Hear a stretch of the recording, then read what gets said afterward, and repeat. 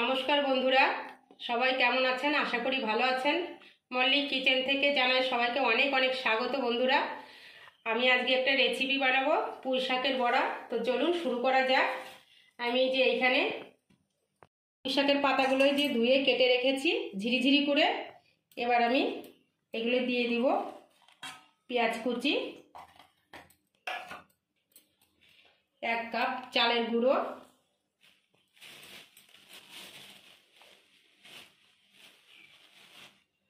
1 cup পরিমাণ বেসন, লঙ্কার গুঁড়ো, পরিমাণ মতো লবণ, হলুদ গুঁড়ো আর 4টে কাঁচা লঙ্কা আমি ভেঙে দেব।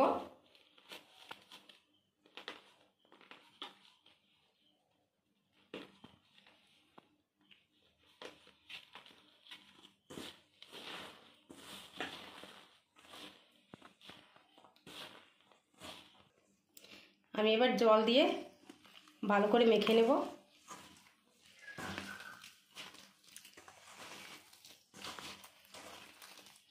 অল্প অল্প করে জল দেবো, নইলে বেশি হয়ে গেলে আবার সমস্যা, নরম হয়ে যাবে।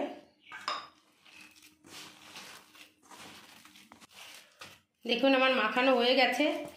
এইভাবে মেখে নেবেন, তাহলে বড়াগুলো সুন্দর মুচমুচে হবে। আমার মাখানো রেডি। আমি এবার কড়াইতে দিয়ে দেব তেল।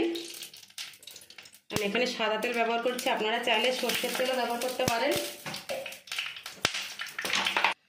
এবার কড়াইতে দিয়ে দিচ্ছি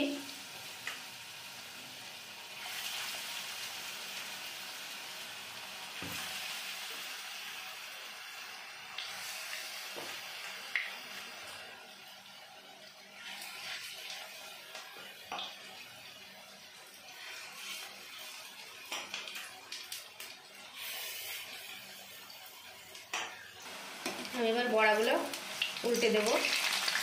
দেখুন বন্ধুরা কি সুন্দর হয়েছে।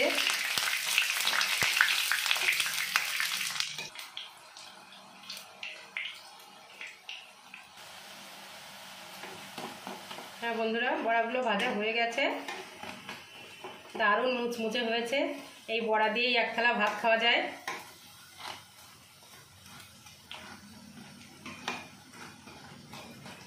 বাজার থেকে পুঁই শাক আনলে পাতাগুলো ফেলবেন না। এইভাবে কুচিয়ে বেসন দিয়ে, চালের গুঁড়ো দিয়ে, একটু পেঁয়াজ কুচি দিয়ে, লঙ্কা কুচি দিয়ে ভেজে খেয়ে দেখবেন, খুবই সুন্দর লাগে।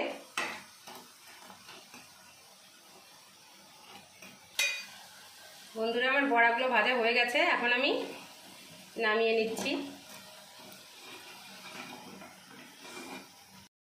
বন্ধুরা তৈরি আমার পুঁই শাকের পাতার বড়া। আর বন্ধুরা, পুঁই শাকের পাতার বড়া করতে গেলে শুধু বেসন দিয়ে করবেন না, কারণ ওতে নরম হয়ে যায়। একটু চালের গুঁড়ো দেবেন, তাহলে বড়াটা এইরকম সুন্দর মুচমুচে হবে, খেতে খুব টেস্টি হবে। আমার বড়া রেডি।